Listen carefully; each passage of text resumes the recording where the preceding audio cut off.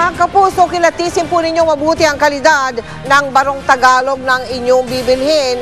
Ang party list representative na si Angelo Palmones nag-akalang orihinal na pinya barong ang kanyang nabili, pero yun daw pala peke.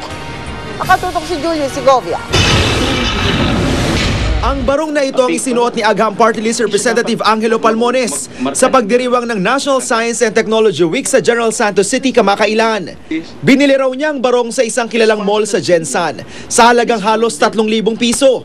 Nagulat na lang daw siya ng pansinin ng mismong director ng Philippine Textile Research Institute ng DOST ang barong niya na hindi raw totoong gawa sa pinya, kundi sa silk na dapat 200 pesos lang. Ang findings nila, hindi siya it's just a silk and polyester at hindi siya barong. Yung lines na makikita natin dun sa barong actually in-spray lang. Why are we alarmed? Yung pinya barong kasi is a product ng Pilipinas. Isa ito sa mga ipinagmamalaki natin and meron tayong global export na pinoproteksyonan. Sa pagsusuri ng DOST sa barong ni Congressman Palmones, lumalabas na napeke nga ang kongresista. Tinignan ko, nakita ko na while it is silk yung basic materials niya, walang pinya na fiber. Kung pineapple, it's more expensive compared to just an ordinary polyester. Sa Divisoria, samut-sari ang tindang barong. Payo ng mga tindera, mag-ingat dahil meron talagang nananamantala. Yung ibang mamimili, hindi naman nila alam ang klase ng mga pinya original, di ba po? Pwede rin namin siyang bigyan ng pinya silk, yung mga ganito.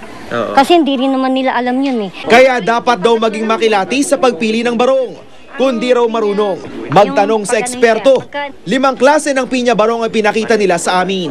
Ang presyo, mula 350 pesos hanggang 4,500 pesos depende sa kalidad. Pinakamahal ang purong pinya. Pamura ng pamura ang iba depende sa tela at strands ng pinyang gamit.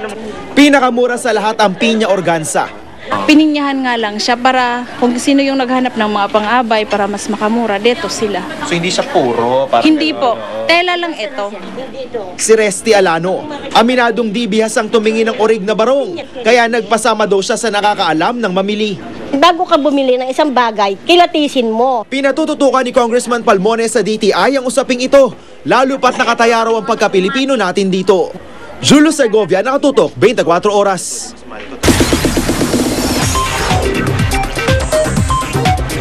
Chika Minute! Narito ngayon sa Pilipinas ang reigning Miss World na si Alexandria Mills. Siya kasi ang magkukorona sa kauna-unahang Miss World Philippines na tatanghalin sa linggo. Makichika tayo kay Trisha Zafra. Matamis at masayang ngiti ang isinalubong ni reigning Miss World Alexandria Mills paglabas sa airport kaninang madaling araw. Iyan ay sa kabila ng pagod matapos dumaan sa 4 na connecting flights at mawalan pa raw ng bagahe. It's all part of it. Sometimes you lose luggage, but it's perfectly fine. So I'm here, I'm happy, I'm safe. My feet are on the ground. But the flight was great. I've been traveling for 2 days now. Ayon kay Miss World Philippines VP for Operations Arlene Florentino, ang pagiging masayahin at ang karisma ni Mills ang maaaring nagluklok sa kanya sa trono ng Miss World noong October 2010. When Julia Morley and Alexandria Mills came over last January, they visited already PGH Medical Foundation and Tuloy Foundation, and they saw the need really for winners or beauty queens like Alexandria to raise funds. It's easier actually to have a woman ask for donations, to ask for help from different sectors of society. I've been so truly blessed in my life in any way that I can give back. And to be crowned Miss World 2010 is such an honor, and to be traveling this past year, it's so sad for it to be coming to an end. But it's something that people that have such good things in their life need to give that good to others. And I think that really helps embody the beauty with a purpose. Ang 19 na taong Amerikanong si Mills ang magpapatong ng corona sa unang Miss World Philippines na tatanghalin ngayong darating na linggo sa PICC sa Pasay. At para sa 25 kandidata, ito ang kanyang tip. To just be natural, be yourself, show your true inner beauty, and it will shine on the outside.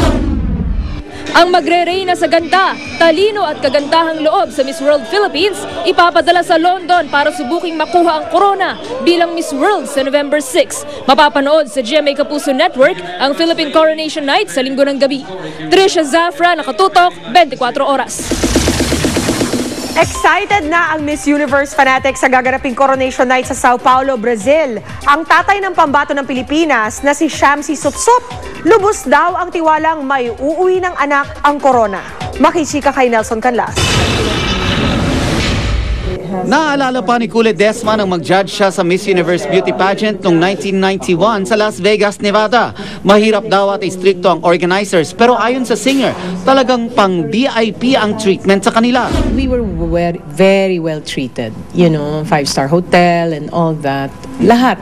Pero very strict ang mga rules and regulations.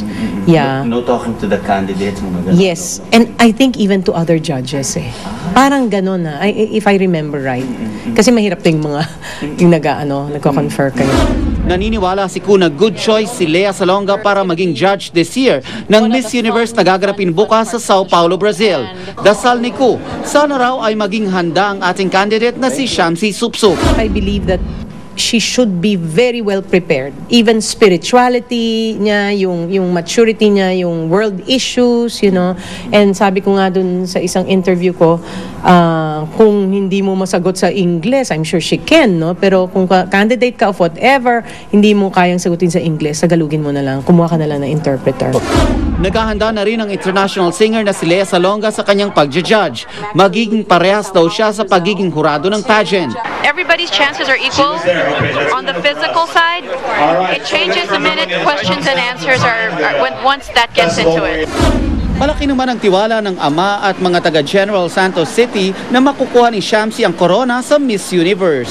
Actually, ako ang tatanungin bilang ama panalo na yung anak ko. Noong isang taon, naging laman ng mga balita ang isang viral video kung saan ipinakita ang matinding reaksyon ng 4 na pageant fanatic habang nanonood sa Miss Universe 2010 kung saan si Binusra ang ating kandidata. Ngayon, ready na naman silang sumuporta kay Shamsi. Shamsi is a very smart girl. She's a very smart woman and I'm very, very confident, you know, that she can answer the question incredibly. For the top 16, I think she'll make it because she nailed the preliminaries. Nelson Canlas, updated sa Showbiz Happenings. At yan po, mainit at chika this Monday night. Tutok uli bukas. Ako po si Pia Guanyo. Mel, Mike? Salamat, Pia. Yan po mga balitang aming tinutukan sa nakalipas sa 24 oras. Maraming salamat sa inyong pagtitiwala mula sa tahanan ng katotohanan. Ako po si Mel Tiangco. Ako po si Mike Enriquez. Ito ang GMA, walang kinikilingan, walang pinoprotektahan. Walang kasinungalingan, serbisyong totoo lamang. At dahil hindi kami natutulog, nakatutok kami 24 oras.